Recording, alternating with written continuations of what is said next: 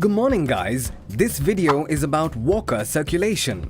As soon as you understand what that is, the El Niño Southern Oscillation will be a real breeze.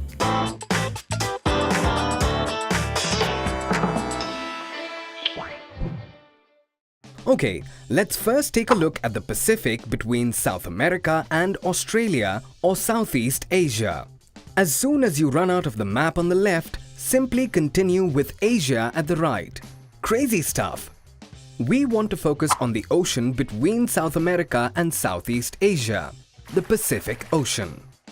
Today, we're gonna focus on the area around the equator in particular. The region close to the equator experiences a huge deal of sunshine, and the sun heats up the surface of the ocean water. Just take a look at how this works as side view.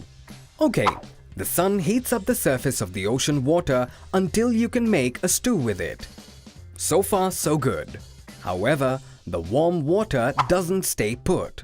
Because of the winds that blow towards the equator, and their name was something with trade winds. In this case, we're looking at the southeastern trade winds. The Coriolis force causes it to blow from the southeast to the northwest. In turn, the southeast trade wind creates an ocean current flowing towards the west. As we approach the equator, the effects of the Coriolis forces are reduced to nearly zero. This is why the southeast trade wind virtually blows in a straight line from the east to the west here. And all that nice warm water flows through the western coast of South America towards the west, in the direction of North Australia and the Indonesian coast. Easy peasy. Just imagine the southeastern trade wind as a large ladle, which moves the warm water from the east to the west, and cold water flows in to fill the gap left by the warm water. It is carried by the Humboldt current. The Humboldt current picks up a truckload of ice-cold water from the polar regions. This then flows along the bottom of the ocean towards the north, as you can see in the drawing over here. As it reaches the coast of South America, the cold water of the Humboldt current flows up towards the surface and pretty much replaces the water that was ladled away before. When water rises like this, we speak of upwelling, by the way. And the reason behind this upwelling is the southeast trade wind, which draws surface water away from the surface.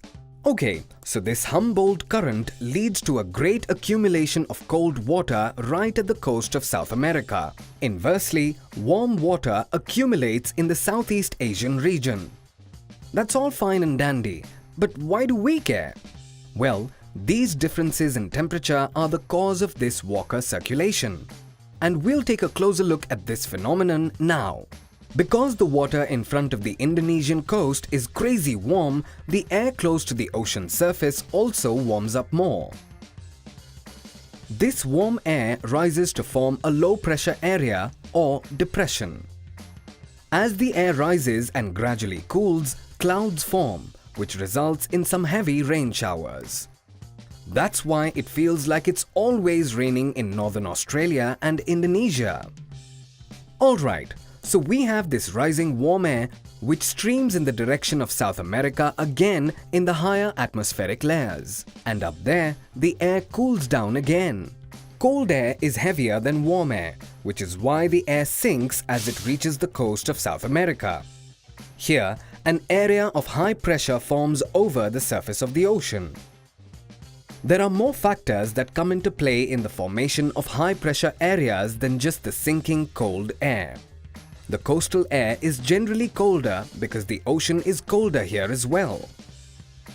And cold air is heavier than warm air, which is why the air pressure rises at the South American coast. The cold air, which flows towards the coast from the west, absorbs water only poorly. Therefore, there is very little rain at the western coast of South America, which explains why the Atacama Desert formed exactly here. Okay, so we have this depression in Southeast Asia and an area of high pressure of the South American coast. The air tries to balance out the difference in pressure between the high and low pressure areas, with the wind always blowing from the high to the low pressure area.